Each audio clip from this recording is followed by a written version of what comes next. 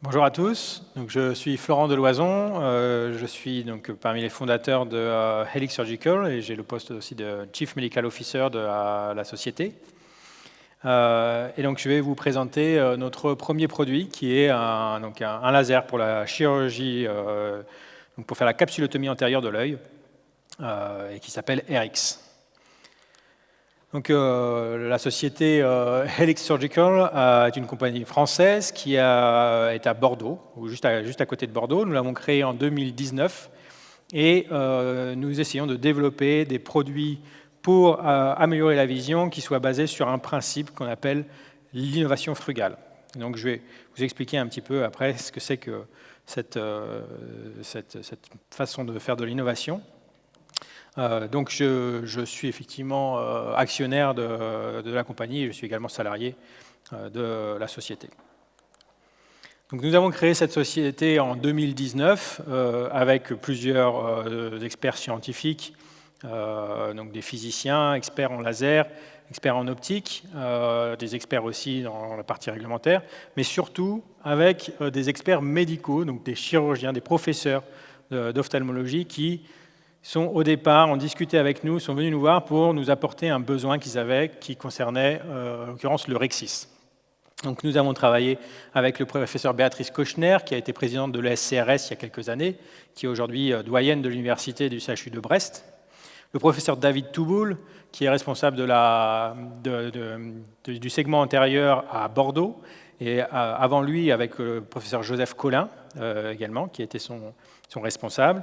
Le professeur Antoine Brézin, qui a en charge le plus gros centre ophtalmologique de CHU de Paris, à l'hôpital Cochin, et donc le professeur Dick, qui est chef du service d'ophtalmologie à Bochum. Et nous avons également dans notre board scientifique et dans nos conseils le prix Nobel de physique Gérard Mourou.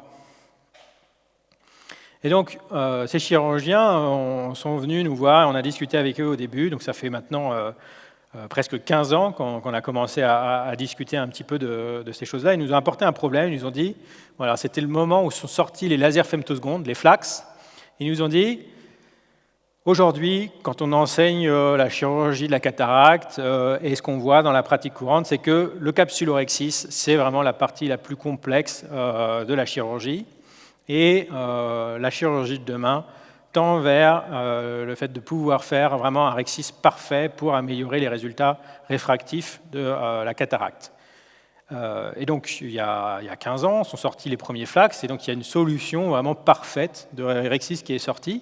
Et pourtant, aujourd'hui, il y a à peine 7% de la pratique qui utilise cette méthode. Et donc, il fallait une solution qui éventuellement apporte les avantages du laser, c'est-à-dire toujours un rhexis continu, mais aujourd'hui à la main ça se fait aussi très bien, parfaitement centré, avec un overlap de l'implant qui soit effectivement toujours bien présent, un rhexis donc qui doit être circulaire, et donc un résultat prédictible, mais il faut que ça reste à un prix abordable, raisonnable, et il faut que ça reste rapide. Il ne faut pas que ça prenne du temps supplémentaire de devoir apporter de la technologie. Et donc on a essayé de résoudre cette équation et de proposer une nouvelle solution. Et donc pour ça, on a développé ce produit en essayant d'adapter la technologie pour qu'elle réponde aux besoins vraiment du chirurgien. Et on a essayé de faire finalement un laser, donc le premier laser femtoseconde qui tient dans la main, qui devienne un instrument et qui n'est plus une machine. Et donc pour faire ça, on a utilisé des principes qui s'appellent donc l'innovation frugale. L'innovation frugale, ça consiste à essayer de faire plus simple. Donc voilà, j'ai pris un exemple qui, à mon avis, vous parlera ici, qui est le couteau suisse. Voilà, le couteau suisse, aujourd'hui, moi j'adore les couteaux suisses, j'en ai un toujours finalement dans la poche quand je pars en randonnée. Mais par contre, si je veux faire un plat 3 étoiles, je vais utiliser un outil spécifique, adapté, pour faire une bonne découpe de mes aliments. Le couteau suisse ne va pas être utile pour ça, parce que j'ai une pratique extrêmement précise et je veux le meilleur outil pour ma pratique précise. Et finalement, les FLACS, c'est un petit peu la même chose. Donc les femtosecond Laser Assisted Cataract Surgery font un maximum de choses pour justifier leur coût et ne sont pas forcément optimisés dans la pratique, dans l'utilisation qu'on veut tous les jours pour faire la cataracte et en particulier la capsulotomie antérieure. Et donc, on est parti d'un principe qui est l'innovation frugale, et je vais d'abord vous détailler un petit peu plus quelle est cette philosophie pour vous expliquer comment est-ce qu'on l'a appliquée à notre produit. Donc l'innovation frugale, c'est un certain nombre de principes. Le premier, c'est d'essayer de profiter des opportunités qu'on peut trouver dans l'adversité. L'adversité aujourd'hui pour nous, c'est qu'il y a beaucoup plus de patients, de plus en plus de patients qui ont besoin d'une chirurgie de la cataracte, et il n'y a pas suffisamment de chirurgiens dans l'ensemble pour pouvoir répondre aux besoins. Et donc, il faut absolument un flux optimisé. Il faut que ça prenne de moins en moins de temps, finalement, demain, de pouvoir faire une chirurgie, puisqu'a priori, la solution ne viendra pas de plus en plus de praticiens qui soient capables de la réaliser. Le deuxième principe, c'est faire mieux avec moins. Donc, faire mieux avec moins, pour nous, ça veut dire toujours utiliser le meilleur de la technologie pour la meilleure solution pour réaliser donc le Rexis en l'occurrence, mais en essayant de le faire mieux, donc de façon plus simple, plus facile à utiliser, mieux intégré dans le bloc opératoire ou dans la pratique. Ensuite, il faut penser et agir de façon flexible. Donc aujourd'hui, un système qui soit flexible, c'est un système qui va pouvoir être utilisé en fonction des différentes pratiques, qui va pouvoir être utilisé dans le bloc opératoire, qui va pouvoir être utilisé avant l'opération, qui va pouvoir être utilisé dans différentes cliniques, être trimballé d'une clinique à l'autre, etc., pour pouvoir s'adapter aux différents usages que vont avoir les différents chirurgiens et les différentes cliniques. Il faut le garder simple, et donc on a essayé de faire un système qui soit optimisé, qui ne nécessite pas un temps d'installation important, beaucoup de paramètres à pré-régler. Voilà, il faut qu'il soit donc qu'il inclut les exclus. Donc, include the margin, ça veut dire tous ceux qui ne peuvent pas accéder aujourd'hui à la technologie, comment est-ce qu'on fait pour leur apporter cette solution? Et pour ça, il faut baisser le coût et le rendre effectivement efficace et qu'il ne prenne pas trop de temps. Et enfin, follow your heart, ça veut dire donc suivre son instinct. Et nous, on croit vraiment que demain, la chirurgie de demain, c'est une chirurgie qui va permettre aux patients d'avoir une correction parfaite. Voilà. On espère que demain, les patients qui éventuellement sont de plus en plus jeunes, qui surtout vivent de plus en plus longtemps après une chirurgie de la cataracte, eh bien, on pense que demain, la chirurgie de la cataracte va pouvoir leur apporter une vision qui ne nécessite plus aucune correction supplémentaire. Et pour ça, il faut aller vers une chirurgie qui soit mieux maîtrisée et prédictible. Donc finalement, pour résumer, voilà, il faut penser simple, il faut faire mieux avec moins et il faut retirer tout ce qui n'est pas indispensable. Donc on a quelques exemples dans l'histoire, hein, ce n'est pas nouveau cette philosophie, même si effectivement c'est peut-être quelque chose dont on entend un peu plus parler aujourd'hui, notamment avec toutes les notions de développement durable. Mais pourtant, Léonard de Vinci disait déjà à l'époque que la simplicité est la sophistication ultime. Et plus récemment, on a aussi Antoine de Saint-Exupéry qui disait donc, dans un de ses livres qu'il semble que la perfection est atteinte non pas quand il n'y a plus rien à ajouter, mais quand il n'y a plus rien à retirer. Et à la fin de l'évolution, la machine disparaît. Donc cette phrase nous a beaucoup inspirés et voilà, on a eu envie effectivement de tendre vers cet idéal en finalement faisant disparaître la machine et en faisant un laser femtoseconde qui devient un instrument, un laser entre les mains du chirurgien et où la machine finalement n'est plus encombrante et n'est plus un poids pour son utilisation. Et donc pourquoi encore un femtoseconde? Eh bien parce que on pense qu'effectivement le problème ce n'est pas la technologie, mais c'est le flux opératoire et le prix de cette solution. Et donc c'est sur ça qu'il faut travailler pour éventuellement proposer une solution qui soit plus adaptée aux besoins. Et donc je vais vous présenter le résultat de nos réflexions. Et donc c'est la machine que vous voyez là au milieu de la pièce que nous avons appelée RX. Donc comme je vous l'ai dit précédemment, c'est un instrument femtoseconde. Et il a été pensé pour pouvoir être utilisé dans n'importe quel environnement. Et donc, tout a été optimisé pour qu'il fonctionne sur batterie, qu'il soit léger, qu'il soit compact et qu'il puisse facilement être installé là où on en a besoin. Donc concrètement, on a appliqué les différentes philosophies que je vous ai présentées plus tôt, en essayant de faire une source laser simple.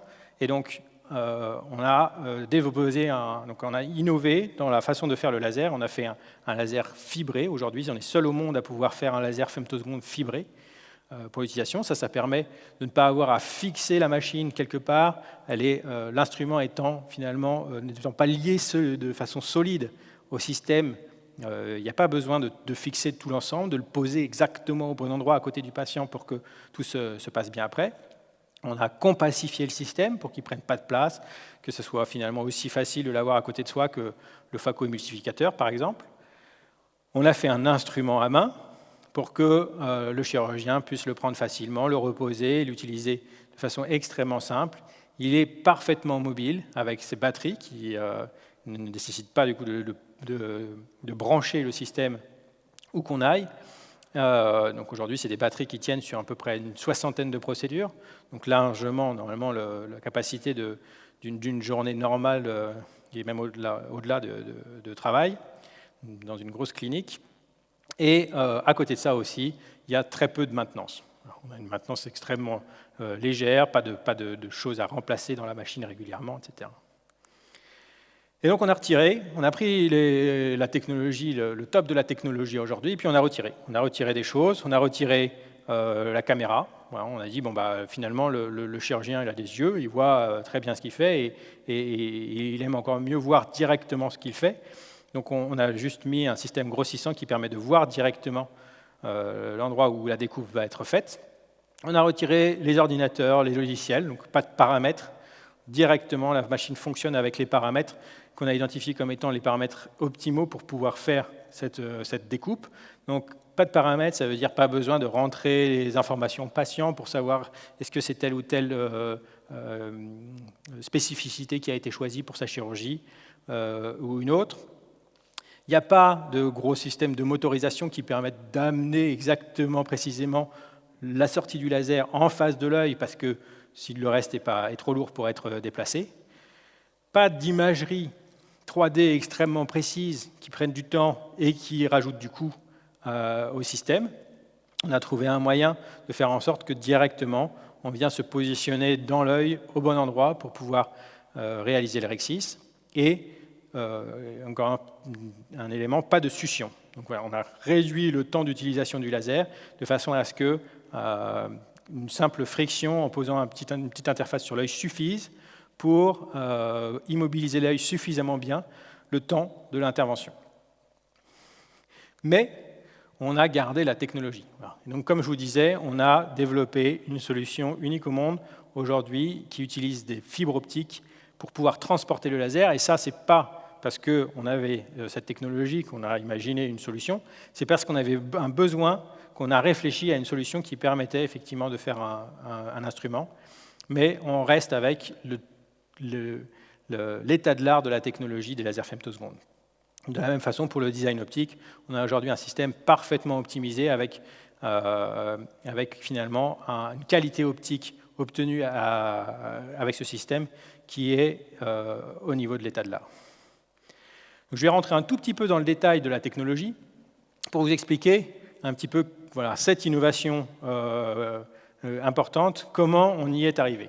Aujourd'hui, pour faire un laser femtoseconde, il faut d'abord avoir un oscillateur femtoseconde qui sort des impulsions qui n'ont pas suffisamment d'énergie pour pouvoir découper un œil. Donc cette impulsion, on ne peut pas l'amplifier directement comme ça. Pour pouvoir l'amplifier, pour qu'elle ait suffisamment d'énergie à la sortie, il faut l'étirer. Donc il faut lui multiplier par environ 1 million sa durée pour obtenir des impulsions nanosecondes, pour pouvoir ensuite amplifier ces impulsions, rajouter de l'énergie dans les impulsions. Et enfin, à la fin, on va recomprimer ces impulsions, donc réduire d'un facteur 1 million sa durée, pour sortir avec une impulsion extrêmement intense, suffisamment intense pour découper effectivement le tissu de l'œil. Mais ce sont des étapes qui sont extrêmement précises, qui demandent énormément de précision et qui nécessitent en général beaucoup de maintenance pour les ajuster au fur et à mesure de la durée de vie du produit et qui prennent de la place. Et donc, on a changé un petit peu la façon de faire de cette technologie et on est parti directement, nous, d'impulsions un petit peu plus longues que les impulsions femtosecondes, mais beaucoup moins. Donc, on est sur un facteur 100 à 1000 au-dessus du besoin final. On a amplifié ces impulsions suffisamment pour avoir suffisamment d'intensité pour l'opération. Et ensuite, comme on avait beaucoup moins de durée à rattraper, on a pu faire un compresseur extrêmement compact qui, finalement, tient dans la pièce à main. Donc la partie haute de la pièce à main, qu'on voit ici, elle sert finalement à recomprimer les impulsions pour obtenir de nouveau des impulsions femtosecondes. Et voilà, on a fait ça parce qu'on a fait un laser qui est dédié à l'application.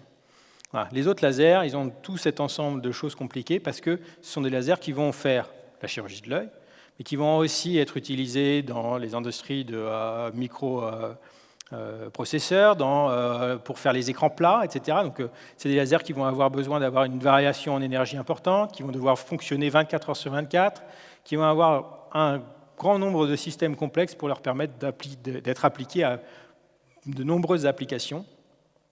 Et voilà, en développant une source spécifiquement pour une application, on arrive à simplifier et à la fin aussi réduire le coût.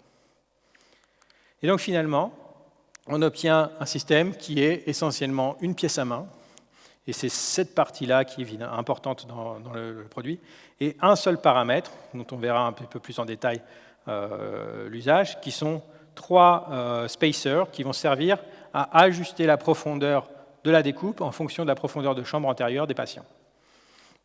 Et donc on voit à droite le fonctionnement. La pièce à main aujourd'hui fait uniquement cette trajectoire, qui est une hélicoïde, et qui a donné le nom à la marque de notre produit, Helix Surgical.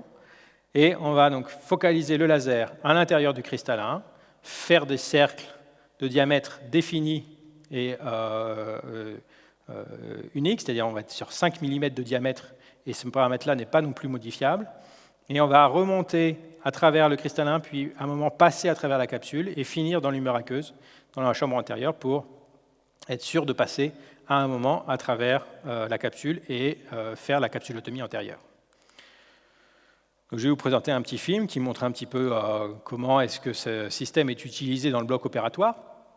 Donc voilà, on est ici à la clinique de Nantes. C'est une clinique avec à peu près 7 salles opératoires qui peuvent fonctionner en parallèle. Donc voilà, le système fait à peu près 50 par 50 cm, comme on le voit là. Il est alimenté par batterie, donc il se déplace facilement avec une seule personne. Donc là, l'infirmière vient l'installer à l'endroit où il va être utilisé. Elle présente la pédale, elle place à l'intérieur une carte qui va permettre de faire un certain nombre de tirs. Il suffit d'ajuster ensuite le focus du système de grossissement, le spacer en fonction de la profondeur de chambre. Le patient est en salle d'induction, en l'occurrence, pour cette démonstration-là.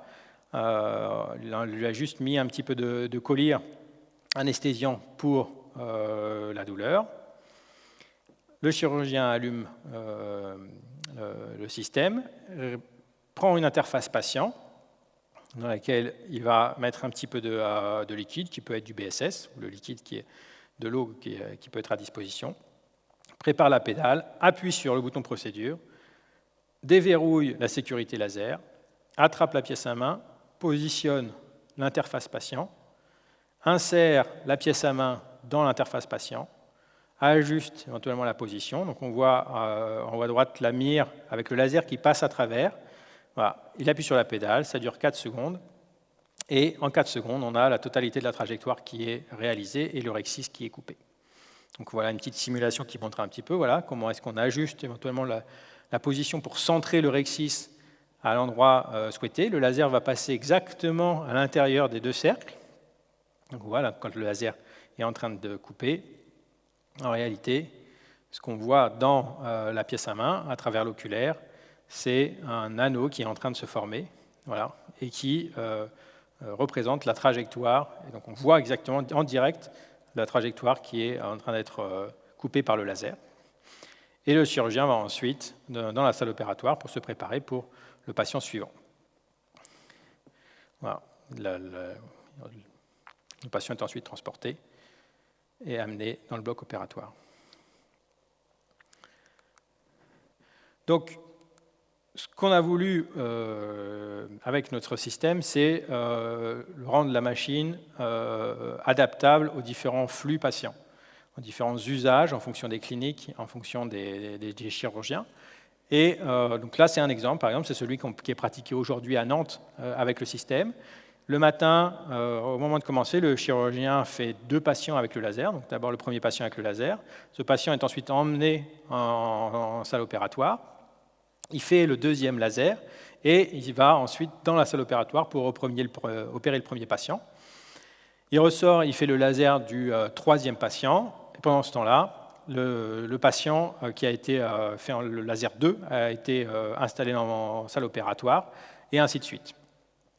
Au CHU, par exemple, de Cochin, le professeur Brézin, lui, envisage plutôt d'utiliser le système avec un interne, donc c'est possible dans les CHU, plutôt, un interne qui va réaliser l'hérexis finalement avec le laser et qui va comme ça préparer des patients pour les différentes salles opératoires et amener aux différents chirurgiens comme ça un patient qui a un rexis déjà réalisé.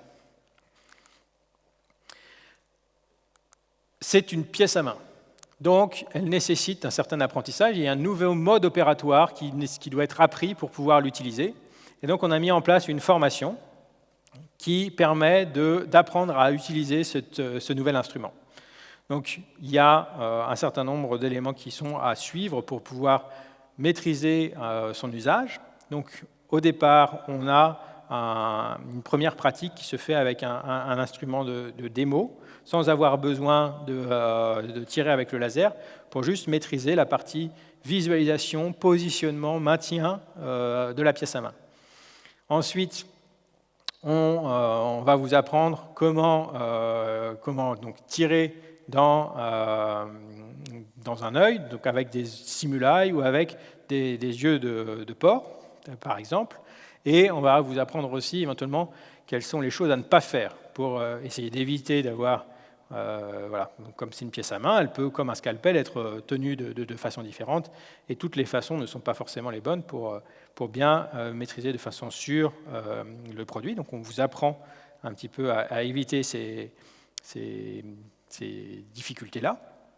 Ensuite, on conseille de faire quelques essais sur des patients sans tirer pour juste bien ressentir et bien comprendre comment est-ce que la pièce à main se positionne correctement sur les patients. Et enfin, on arrive à la pratique réelle. Donc le seul paramètre finalement qui est par contre à maîtriser, au-delà de l'ergonomie, de la dextérité, c'est les spacers qui permettent d'ajuster la profondeur du tir en fonction de la profondeur de chambre antérieure des patients. Donc on voit ici la façon dont ça s'insère en dessous de la pièce à main. Et donc, on a fait finalement 3 spacers qui vont permettre de couper des rexis finalement dans des yeux qui ont des profondeurs de chambre antérieure qui vont de 1,8 mm à 4,2 mm. Ça correspond aujourd'hui à 100% à peu près, enfin quasiment 99,9% de la population mondiale. En Occident, ça sera encore plus parce que les extrêmes, en tout cas en profondeur, correspondent à des populations assez spécifiques dans le monde. Et pour les profondeurs les plus faibles, ça correspond en général à des pathologies. Donc on a le spacer min, qui va être pour les profondeurs les moins importantes, donc qui va permettre de faire des rexis qui vont de 1,8 à 2,8 mm. On a le spacer standard, qui va pour les profondeurs de 2,5 à 3,5 mm, ce qui correspond aujourd'hui à 75 à 80% de la population. Et le spacer max, qui est pour les profondeurs de 3,2 à 4,2 mm. Donc, comme vous voyez, il y a un petit overlap entre les différents spacers. Et donc, nous, aujourd'hui, ce qu'on préconise, c'est d'utiliser essentiellement le spacer standard sur des profondeurs allant de 2,5 à 3,5 mm, de façon à avoir à changer cet élément, finalement, le moins souvent possible. Et on a aussi essayé de développer un petit peu un moyen mnémotechnique pour apprendre à retenir et à maîtriser les 5 étapes qu'on a identifiées aujourd'hui pour correctement positionner la pièce à main afin d'arriver à un résultat avec un rexis parfaitement centré. Donc au départ, le M correspond à un méniscus, ça correspond au ménisque qu'il faut faire lorsqu'on positionne l'interface patient sur l'œil, de façon à ce qu'il y ait un bon contact avec la cornée. I pour insertion, c'est lorsque on va donc insérer la pièce à main dans l'interface patient et s'assurer qu'on est bien en contact, parce que ce contact va déterminer effectivement à quelle profondeur on va tirer et va garantir qu'on va bien tirer à la profondeur désirée. T pour tilt, de façon à orienter la pièce à main, avoir une pièce à main qui soit positionnée bien correctement dans l'axe de l'œil. C pour centration.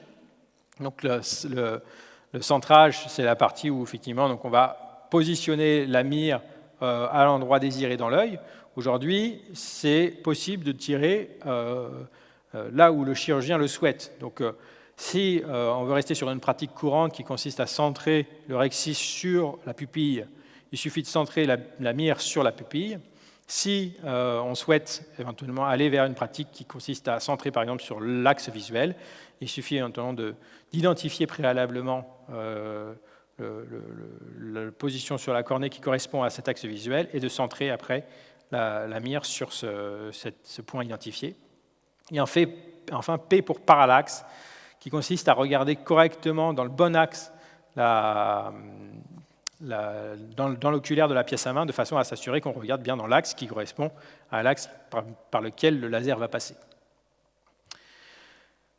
À gauche, vous voyez ici la position naturelle du chirurgien, que le chirurgien doit avoir par rapport à la pièce à main. Bon, il faut rester à peu près droit et juste incliner un petit peu la tête pour regarder à travers l'oculaire.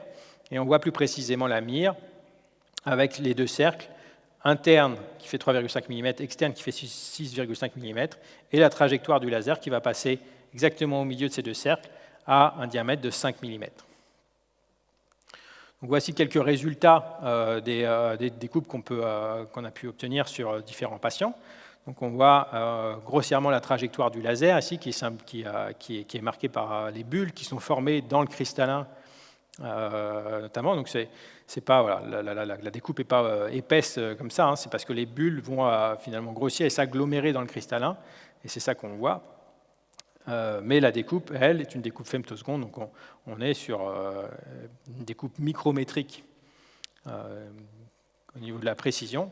Et donc ici une petite vidéo avec une extraction d'un rexis. Donc là, le chirurgien a uniquement utilisé un kystotome pour bien montrer que voilà, il n'y a pas de nécessité à faire le geste de continuous curvilinear capsulorhexis, mais voilà. La découpe est réalisée avec le laser et le rexis est bien détaché. Pendant les investigations cliniques qui ont été réalisées donc, maintenant il y a un peu plus d'1 an, qui ont servi à faire le dossier pour l'obtention du marquage CE, qui a été obtenu juste en décembre 2023, il y a quelques mois, on a aussi analysé un petit peu l'usage de ce produit. Et donc, voilà, on a eu les résultats que vous voyez là, qui montrent que effectivement, la préparation est extrêmement facile, que manipuler la station voilà, a été considéré comme très facile à 97,4% des cas. La visualisation à travers l'oculaire a nécessité un petit peu de temps d'apprentissage, mais au final, sur l'ensemble de l'étude qui inclut vraiment tout le début et toute la courbe d'apprentissage des premiers patients, on était sur quelque chose de considéré comme assez facile sur 65,4% des cas. Le centrage est aujourd'hui la chose qui est finalement la plus nouvelle dans l'utilisation et qui demande le plus d'apprentissage, et c'est là-dessus qu'on a effectivement insisté beaucoup dans la partie formation pour réellement apprendre à transmettre les informations utiles pour maîtriser cette partie-là. Et donc, voilà, on est arrivé finalement à avoir quelque chose qui a été considéré comme assez facile sur l'ensemble de l'utilisation. Un point qui était extrêmement important pour nous, qui suscitait le plus d'interrogations, c'est savoir est-ce que finalement la succion, on peut s'en passer. Est-ce que réellement le patient et le chirurgien vont rester immobiles, suffisamment immobiles, sur 4 secondes? Et donc, au final, voilà, on a plus de 97,4%. On a 97,4% des cas pour lesquels ça a été considéré comme facile ou très facile. Voilà. Donc, c'est juste au tout début que, effectivement, il a fallu comprendre comment ça fonctionnait et trouver le bon geste. Mais et voilà. Et les seuls cas, je dirais, donc au début où ça a été un petit peu moins facile, on est sur des mouvements qui sont extrêmement faibles et qui ont entraîné uniquement un petit décentrage du rexis au tout début de la courbe d'apprentissage. Et par contre, activer le laser voilà, a été effectivement juste avec une pédale, considéré comme très facile. On a également demandé aux patients s'ils ressentaient quelque chose, si c'était quelque chose de désagréable pour eux. Donc 93,6% des patients n'ont eu absolument aucune douleur. Et aujourd'hui, on enseigne vraiment qu'il n'est pas du tout nécessaire d'appuyer sur l'œil pour l'immobiliser. Il faut rester sur une pression extrêmement légère. On a mesuré, on applique maximum 100 grammes dans l'idéal sur l'œil du patient pour pouvoir garantir un maintien de la position et une utilisation qui reste extrêmement confortable et indolore pour le patient. Et donc, nos patients étaient très satisfaits d'avoir été opérés au laser. Et voilà, et les 10% restants étaient plutôt satisfaits. On a également travaillé sur la capacité de transporter facilement le système. Donc ça, c'est pour des pratiques encore de nouveau un petit peu différentes. On a des clients qui éventuellement sont intéressés par le fait de pouvoir utiliser le système dans plusieurs endroits, dans plusieurs cliniques. Et pour ça, on a également travaillé sur le fait d'avoir un système facile à transporter. Donc aujourd'hui, même emballé, le système tient dans une boîte qui peut être transportée seule, avec un système de diable ou de système qui permettent de le porter. On arrive à facilement le déplacer seul et à le faire tenir dans une camionnette de moins de 2 mètres. Donc ça rentre dans n'importe quel parking, et c'est donc extrêmement facile à transporter. Et une fois qu'on arrive sur place, voilà, il y a un petit système des petits blocs pour pouvoir faire rouler la machine en dehors de sa boîte. Et une fois qu'elle est sortie, il n'y a plus qu'à l'allumer si les batteries sont chargées, même pas besoin de le recharger, et c'est directement prêt à être utilisé. Voilà, donc finalement, en conclusion, on a essayé finalement avec RX d'unifier et de réunir voilà, l'avantage du manuel et l'avantage de la technologie pour essayer de prendre un peu le meilleur des deux mondes et finalement de faire un laser qui tient dans la main, qui soit un instrument. Et avec ça, voilà, avec la station sur batterie, la mobilité, etc., on voit déjà qu'il y a des nouvelles façons d'utiliser qui ont été imaginées. Et on est impatient de voir avec vous, finalement, quelles vont être aussi peut-être vos utilisations, vos façons d'utiliser le système de façon à l'intégrer dans les différents flux qui sont les vôtres aujourd'hui. Donc, voilà, je vous remercie beaucoup pour votre attention et je souhaitais aussi donc, vous signaler qu'il y a un système le système qui est présent là est en démonstration sur le stand de Medilas, qui est le stand numéro 11, et sur lequel il est possible aussi de faire quelques essais de découpe, notamment dans des billes en plastique, pour vraiment appréhender voilà, l'appréhension de la pièce à main et voilà, vraiment se réaliser en direct la simplicité d'utilisation et la rapidité d'utilisation du produit. Donc je vous remercie et voilà, je suis disponible pour si vous avez des questions.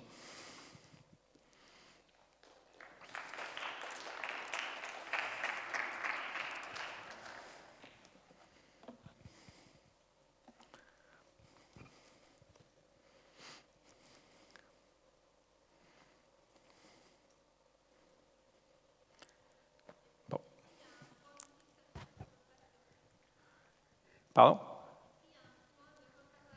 Un point pour le patient pour qu'il regarde dans la bonne direction ? Non, aujourd'hui, il n'y a pas... le patient n'a pas nécessité à regarder un point en particulier. Voilà. Pour être parfaitement transparent, c'est effectivement quelque chose sur lequel on travaille et qui va probablement être très prochainement disponible.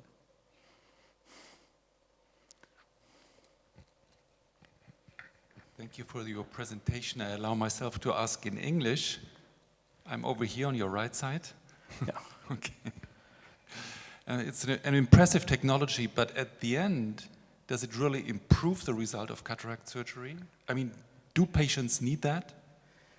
Alors, je dirais que ça va dépendre effectivement de la pratique. Aujourd'hui, c'est clairement un instrument qui est à vocation d'une pratique plutôt premium.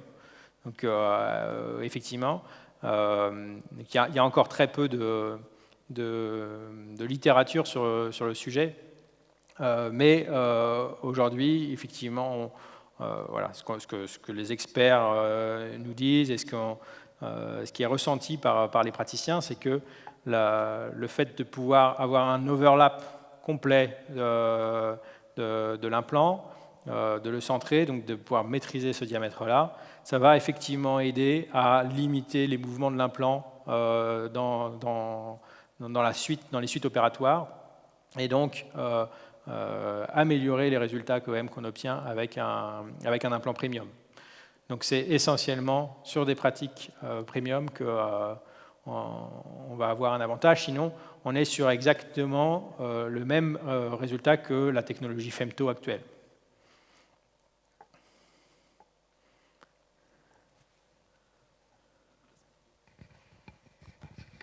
I totally agree that it's nice to have a round rhexis, it looks nice, everything is good. But I'm asking you, is the result of the cataract surgery better?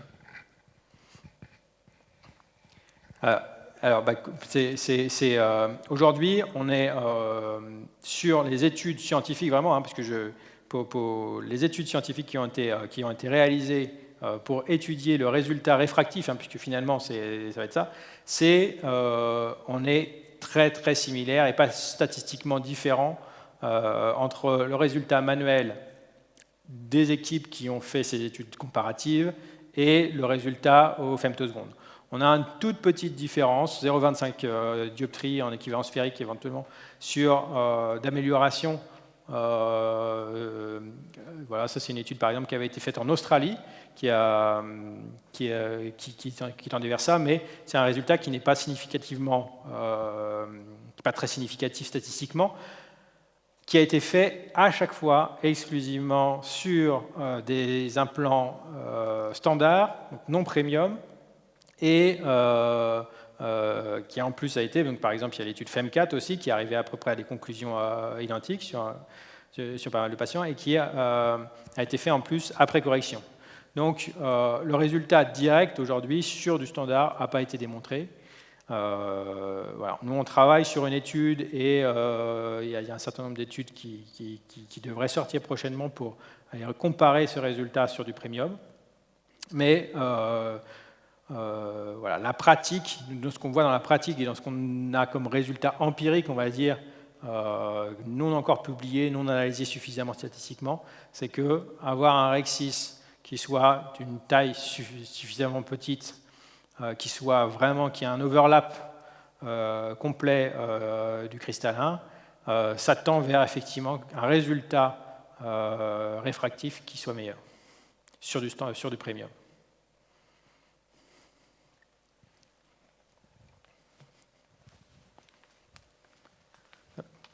I think you have somebody just behind. I'm allowing me to ask in English. So I presume the exactity in the performance of the anterior capsulotomy, but is there, concerning the posterior capsulotomy, an idea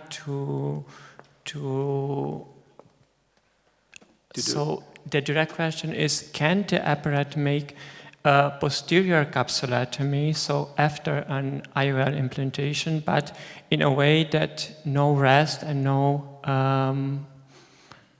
disturbances as the PITS after a YAG laser posterior capsulotomy, for example?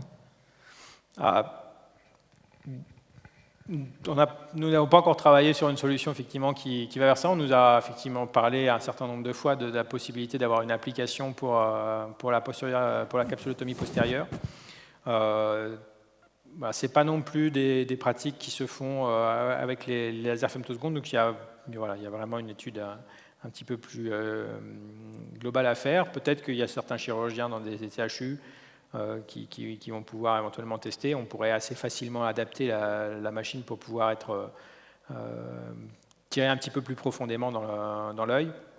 Voilà. Il reste le problème qu'aujourd'hui, on n'a pas forcément une précision extrêmement importante dans la profondeur du tir. Donc il faut voir si le fait de dépasser un petit peu sur l'implant, c'est suffisamment peu grave parce qu'en dehors du champ visuel ou pas. Donc voilà, je n'ai pas encore de réponse à vous apporter pour vous dire si c'est possible ou pas.